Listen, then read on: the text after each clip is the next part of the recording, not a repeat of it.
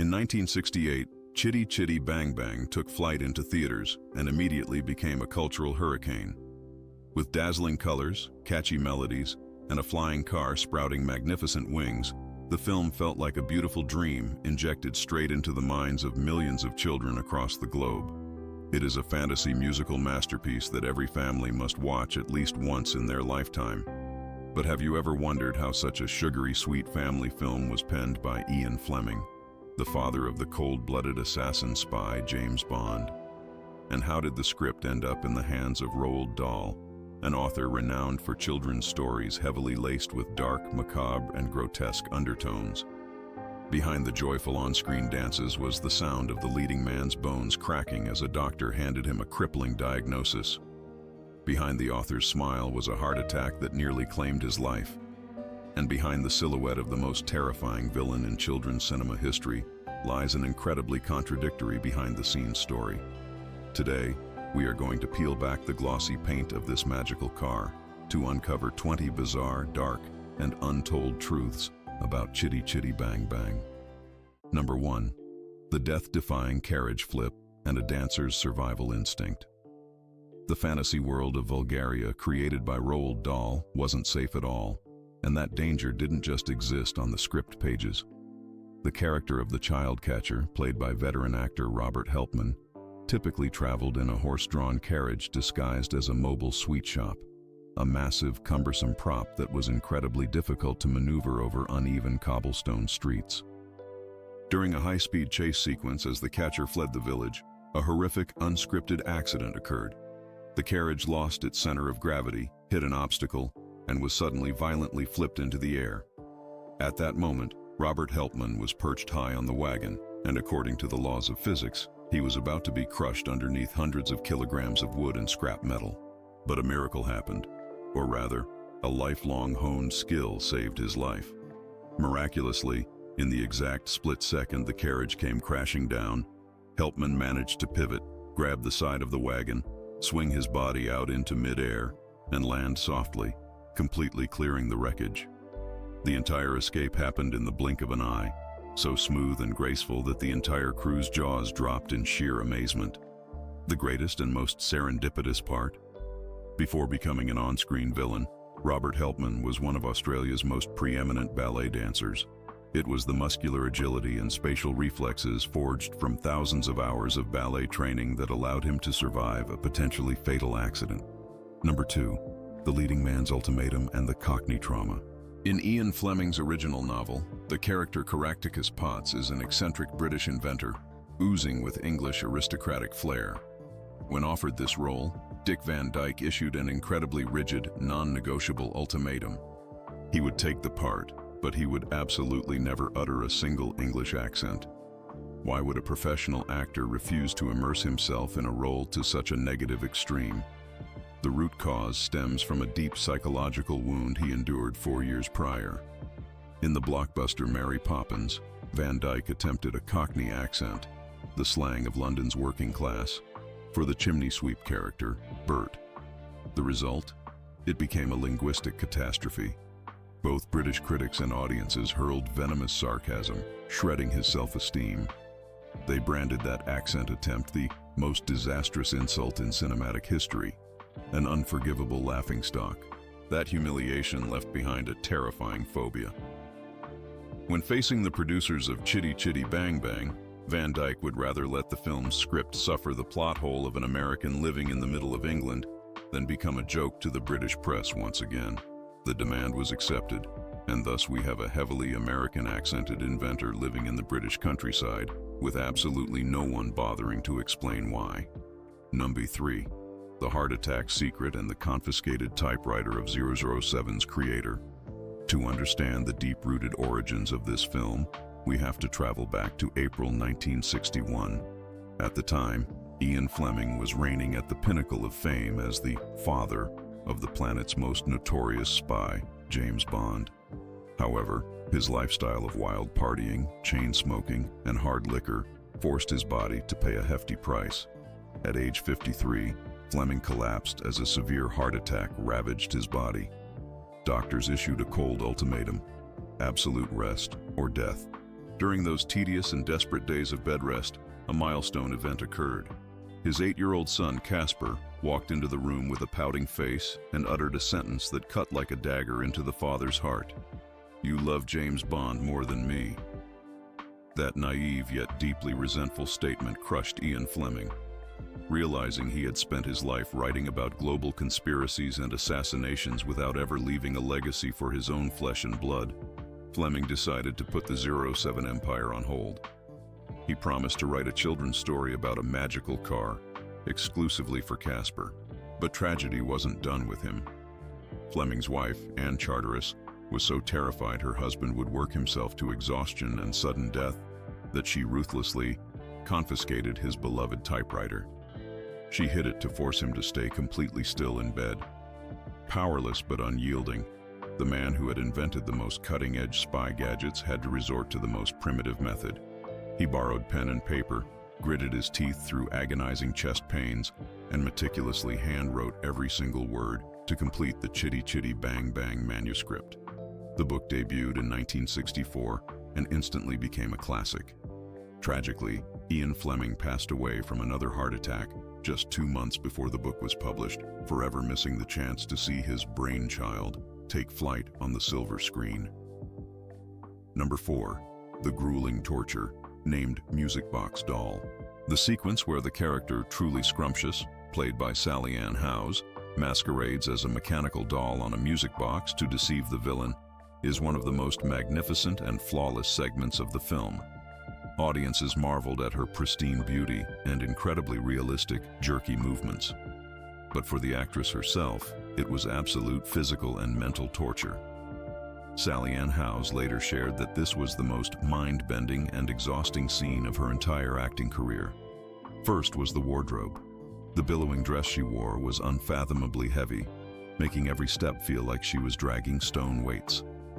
But the true nightmare lay in the choreography. The choreographers had designed movements calculated down to the millimeter, mimicking the absolute rigidity of a clockwork machine. The core issue: the human body wasn't built to move like a machine, especially while singing. The mechanical stiffness of the doll completely contradicted the fluid rhythm of the chest expanding to draw breath for the song doll on a music box. Howes found herself trapped in a physical paradox. If she tensed her muscles to nail the artificial movements perfectly, her chest would lock up, and she couldn't hit the high notes. But if she relaxed to sing smoothly, the doll's illusion would shatter. Having to split her brain into 2 halves, one counting mechanical beats, the other pouring her soul into the melody, drained her focus dry. The flawless scene we see on screen is actually the result of dozens of ruined takes and the extraordinary survival willpower of an artist. Number 5. The Mad King's Castle and the Seed of the Disney Empire. The castle of the villainous Baron Bombburst in the Kingdom of Bulgaria wasn't a plywood prop erected in a Hollywood studio. It is a towering, real-life stone fortress carrying a bloody and fanatic history. Director Ken Hughes chose Neuschwanstein Castle, perched on the Bavarian Alps in Germany, as the primary shooting location. This castle was built in the late 1800s by King Ludwig II of Bavaria, who went down in history with the moniker the Mad King. Ludwig was so obsessed with fairy tales and the epic operas of Richard Wagner that he drained the national treasury, plunging his country into massive debt just to build this utopian castle. His paranoia and extravagant spending eventually led to his deposition and his drowning under highly mysterious circumstances. But the most fascinating part is that the Mad King's obsession inspired another king of the modern world, Walt Disney. While touring Europe, Walt Disney was captivated by the majestic architecture of Neuschwanstein. He used this fairy tale fortress as the direct prototype to design the iconic Sleeping Beauty castle at the first Disneyland park. Ultimately, the silhouette of this very castle was stylized to become the official logo, opening thousands of films from Walt Disney Pictures. Chitty Chitty Bang Bang isn't owned by Disney, but it shares the exact same visual DNA with the most powerful entertainment empire on the planet. Number 6. The Magnificent Dance That Defied Medicine. Dick Van Dyke, playing the male lead Caractacus Potts, is a titan of physical comedy.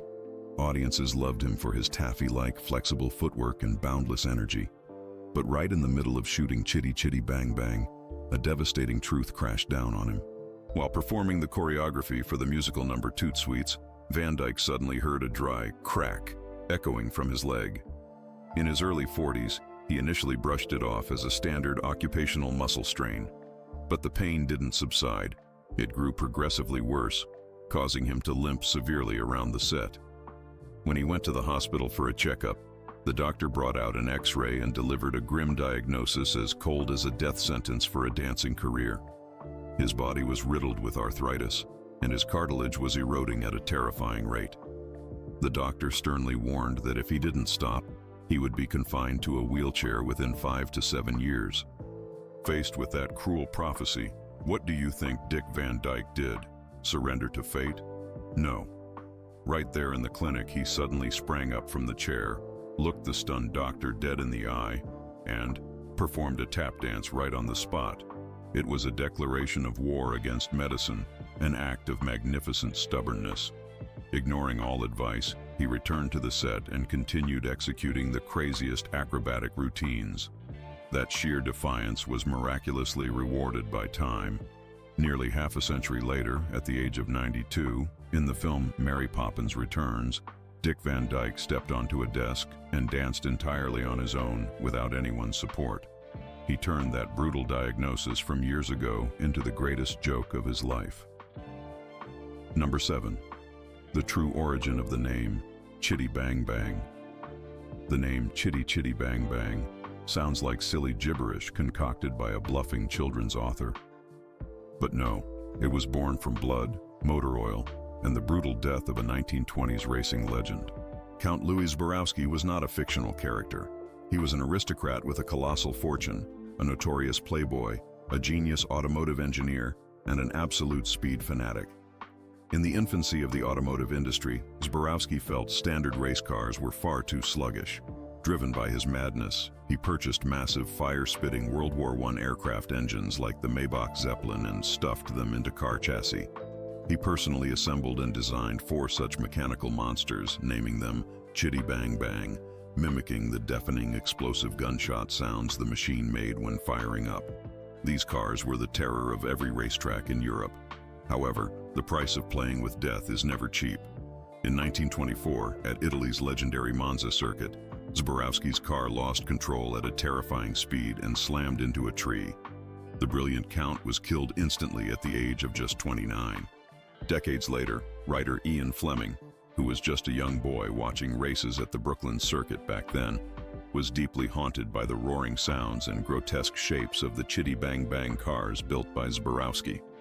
That blood-tinged childhood memory lay dormant in Fleming's mind until he suffered his heart attack and decided to resurrect that legendary name into an iconic children's masterpiece. Number 8. The dubbing rumor and the vindication of the German actor. Many word-of-mouth rumors claim that German actor Gert Frobe, who played Baron Bombburst, was dubbed over in this film, exactly like what he endured in the blockbuster Goldfinger. What is the truth? It's a distorted half-truth. Let's talk about the origin of the pain. When playing the classic villain Auric Goldfinger against Agent 007, Gert Frobe had a very thick German accent and extremely limited English. The studio at the time ruthlessly scrubbed his entire voice during post-production, hiring actor Michael Collins to dub over all his lines. This incident was a massive slap to Frobe's professional pride. He felt like a mere visual puppet, stripped of his character's soul. Because of that massive psychological wound, when the producers of Chitty Chitty Bang Bang, who, coincidentally, were the exact same producers behind the 007 franchise, Albert Broccoli, invited him to play Baron Bombburst, Frobe fought fiercely to protect his voice. He point-blank refused to be dubbed again. Even though his English still wasn't perfectly fluent, he forced himself to memorize every single line of dialogue using phonetic memorization. He pushed so hard that he personally sang the track Choochie Face live, using his own raspy, distinctly European baritone. What you hear in the film is 100% Gert Frobe's real voice, a sweet vindication and a triumphant victory for an artist's pride. Number 9.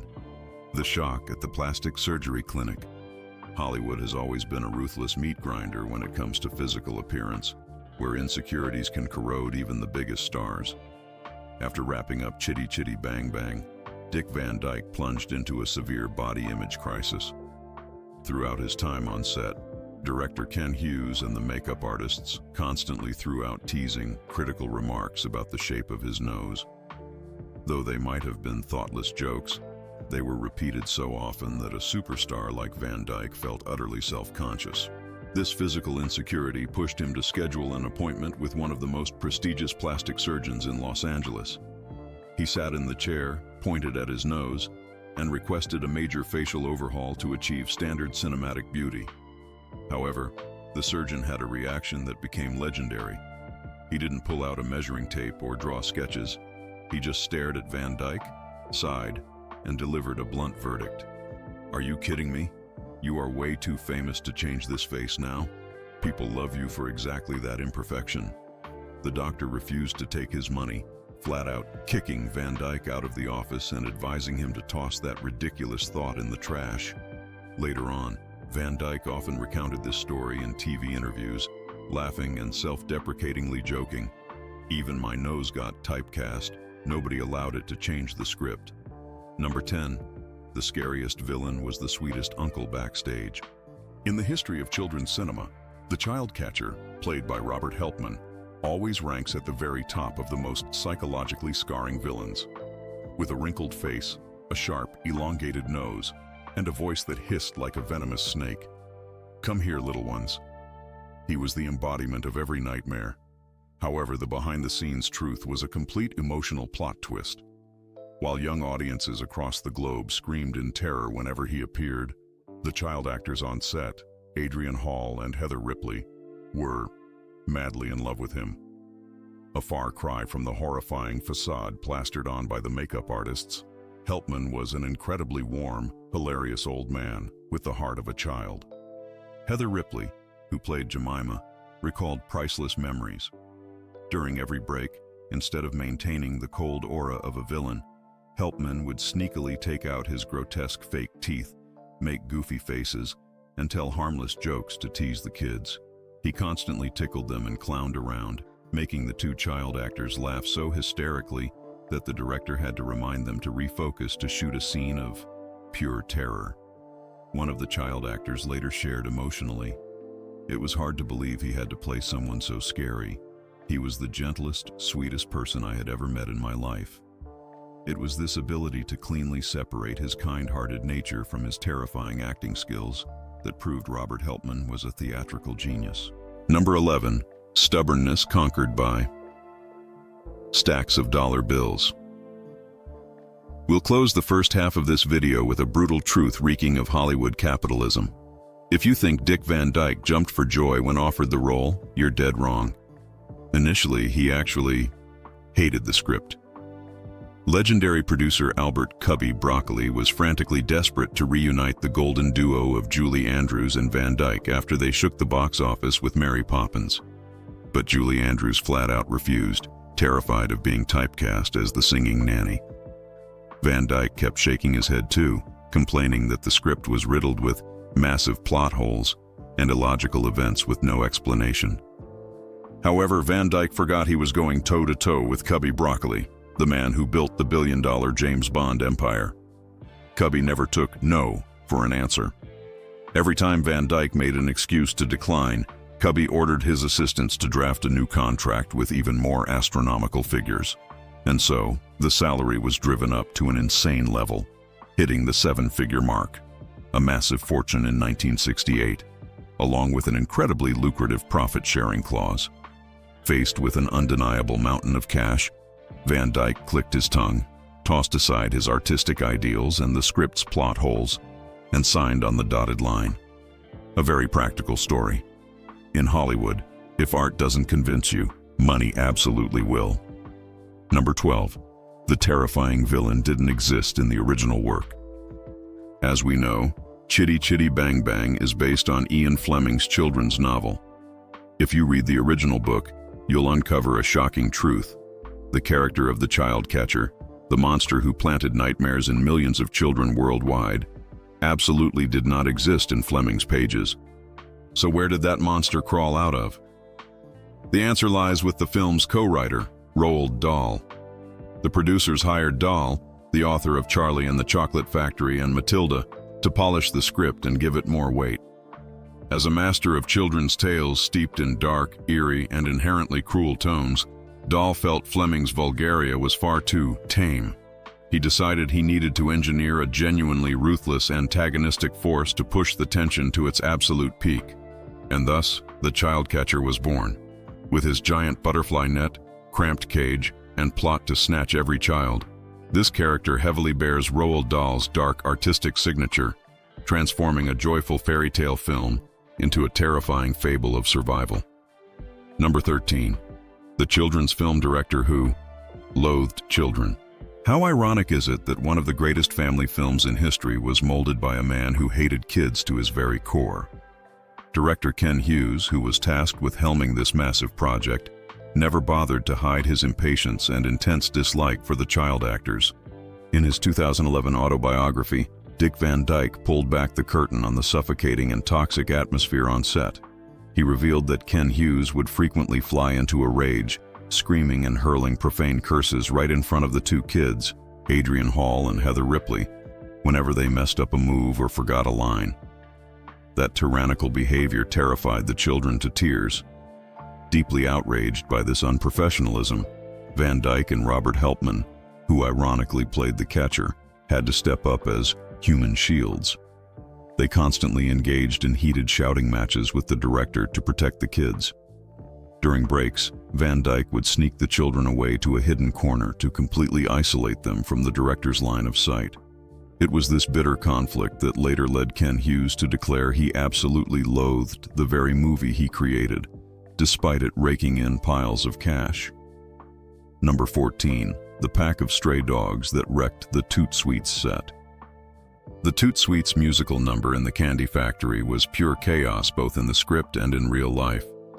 In the film, the flute sound emitted from the candy accidentally lures hundreds of stray dogs into the factory, destroying everything. To film this scene in the 60s, long before CGI, the crew had to mobilize a colossal number of real dogs from animal shelters and training centers.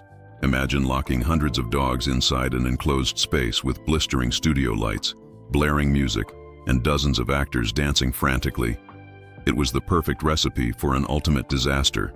The dogs completely ignored all direction. They ran amok, barking incessantly, tearing up props, fighting over hidden treats, and relieving themselves in every single corner of the set. The actors had to maintain beaming smiles while singing, all while living in constant fear of stepping on a landmine or tripping over a dog darting through their legs. The director had to deploy dozens of cameras from every angle, desperately hoping to salvage a few seconds of usable chaos before the entire set was turned into a literal dumpster by the pack of dogs. Number 15. Sally Ann House's Curse of the Great Stand-In.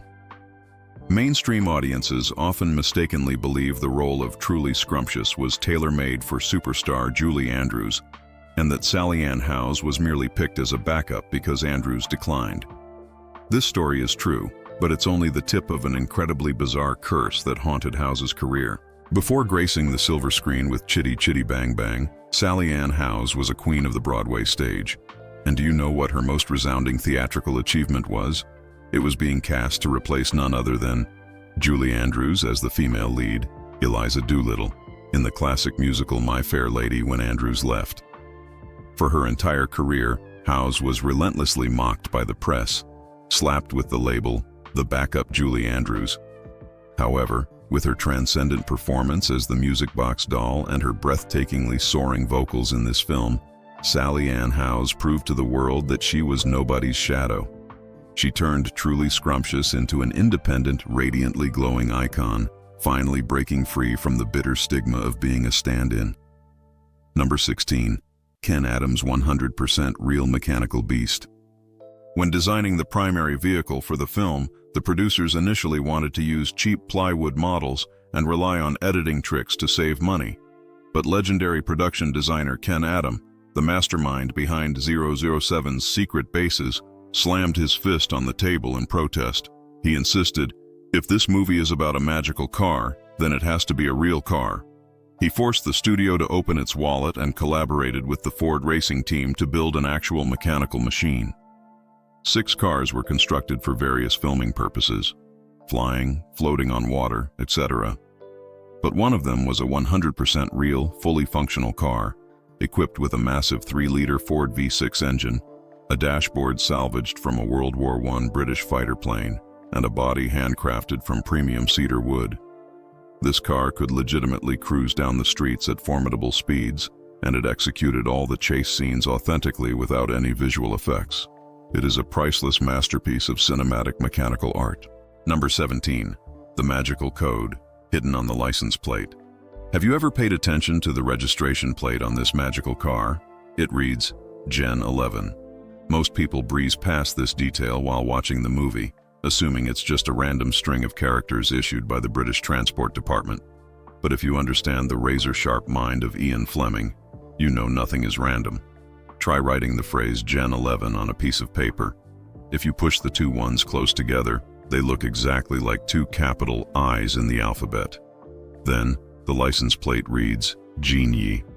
In Latin, genie, the plural of genius, refers to magical spirits or genies possessing wish-granting powers, much like the entity in Aladdin's magic lamp. Through an intellectual and subtle play on words, Fleming implicitly assured readers that this car didn't run on gasoline. It was powered by ancient magical forces, a beautiful code hidden in plain sight from millions of viewers for decades. Number 18. The weather disaster and the money-burning Me Ol' Bamboo scene. The ensemble dance number, Me Ol' Bamboo at the fairground, is one of the film's most vibrant routines. Fo dien su jongju jen kin ngach kwa hang chuk vu kong nam. But behind those radiant smiles was a desperate war against nature.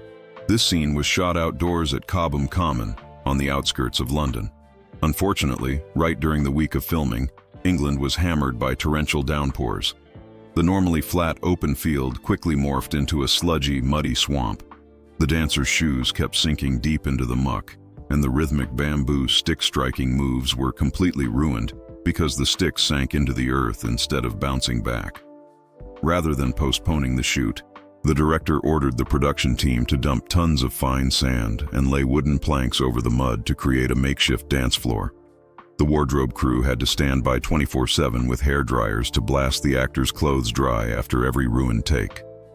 The awful weather stretched the schedule out by days, turning this brief musical segment into one of the most pointless, money-burning sinkholes of the entire project. Number 19. A kindergarten version of a James Bond film. To wrap up this magical journey, we arrive at the biggest secret of all, a giant Easter egg meticulously woven into the very fabric of the film. If you peel away the colorful, childlike wrapper, you'll discover that Chitty Chitty Bang Bang is actually a perfectly disguised James Bond movie. Look at the pedigree of this film. It was written by Ian Fleming. It was produced by Albert Cubby Broccoli. The sets were designed by Ken Adam. But the ultimate recycling lies in the cast. Remember the villain Baron Bombburst, ruler of Bulgaria? He was played by actor Gert Frobe, who achieved massive success portraying the villain Auric Goldfinger in the 007 film Goldfinger. And what about the brief appearance of the character Lord Scrumptious? As your meticulous cinema researcher, I have to step in here and correct a massive Hollywood myth that snuck into the original script. Desmond Llewellyn did not play Lord Scrumptious. That role went to James Robertson Justice. However, the Bond connection is still 100% real because Llewellyn did make a brief appearance as Mr. Coggins, the junk dealer. He was the legendary actor who played Q, the weapons master for James Bond for 17 consecutive films. The production team essentially copy-pasted the greatest crew of Agent 007 into a fairy tale world. Instead of engineering laser guns and missile-firing Aston Martins, they built an ornate flying car, and the weapon to defeat the villain was whistling candy. Chitty Chitty Bang Bang is a dark love letter, a proud inside joke gifted to the children of the world by Hollywood's greatest spy filmmakers. Number 20. Stubbornness conquered by stacks of dollar bills. We're going to wrap up the first half of the video with a brutal truth that reeks of Hollywood capitalism. If you think Dick Van Dyke jumped for joy when he was offered the role, you're dead wrong. Initially, he actually hated the script. Legendary producer Albert "Cubby" Broccoli was frantically desperate to reunite the golden duo of Julie Andrews and Dick Van Dyke after they shook the box office with Mary Poppins. But Julie Andrews flat out refused, terrified of being typecast as the singing nanny. Van Dyke kept shaking his head too, complaining that the script was riddled with massive plot holes and illogical situations with no explanation. However, Van Dyke forgot he was going toe-to-toe with Cubby Broccoli, the man who built the billion-dollar James Bond empire. Cubby never took no for an answer. Every time Van Dyke made an excuse to decline, Cubby ordered his assistants to draft a new contract with even more astronomical figures. And so, the salary was driven up to an insane level, hitting the seven-figure mark, a massive fortune in 1968, along with an incredibly lucrative profit-sharing clause. Faced with an undeniable mountain of cash, Van Dyke clicked his tongue, tossed aside his artistic ideals and all those plot holes, and signed on the dotted line. A very practical truth. In Hollywood, if art doesn't convince you, the money absolutely will. From Ian Fleming's heart attack and the director's profane rants to the hidden code on the license plate, this magical machine carries a history far heavier and more complex than its cheerful melodies suggest. Out of these 20 facts, which story left you the most stunned? Does knowing the child catcher was a kind-hearted man in real life ruin your childhood fear of him? Leave your thoughts down in the comments section. And don't forget to hit like, subscribe, and turn on the notification bell so I can keep taking you on journeys to expose the truths behind the greatest cinematic blockbusters. See you in the next video.